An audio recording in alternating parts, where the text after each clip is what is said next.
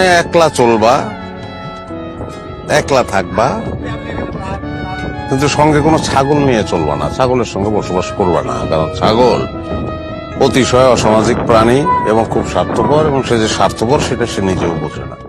প্রয়োজনে একলা চলবা, একলা থাকবা, কিন্তু সঙ্গে কোনো ছাগল নিয়ে চলবা না, ছাগলের সঙ্গে বসবাস করবা না। কারণ ছাগল অতিশয় অসামাজিক প্রাণী এবং খুব স্বার্থপর, এবং সে যে স্বার্থপর সেটা সে নিজেও বোঝে না।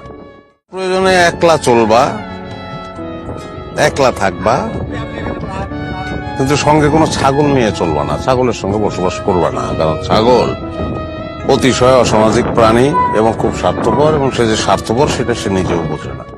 প্রয়োজনে একলা চলবা, একলা থাকবা, কিন্তু সঙ্গে কোনো ছাগল নিয়ে চলবা না, ছাগলের সঙ্গে বসবাস করবা না। কারণ ছাগল অতিশয় অসামাজিক প্রাণী এবং খুব স্বার্থপর, এবং সে যে স্বার্থপর সেটা সে নিজেও বোঝে না।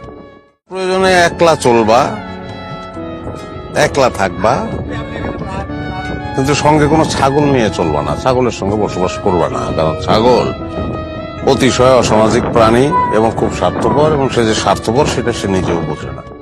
প্রয়োজনে একলা চলবা, একলা থাকবা, কিন্তু সঙ্গে কোনো ছাগল নিয়ে চলবা না, ছাগলের সঙ্গে বসবাস করবা না। কারণ ছাগল অতিশয় অসামাজিক প্রাণী এবং খুব স্বার্থপর, এবং সে যে স্বার্থপর সেটা সে নিজেও বোঝে না।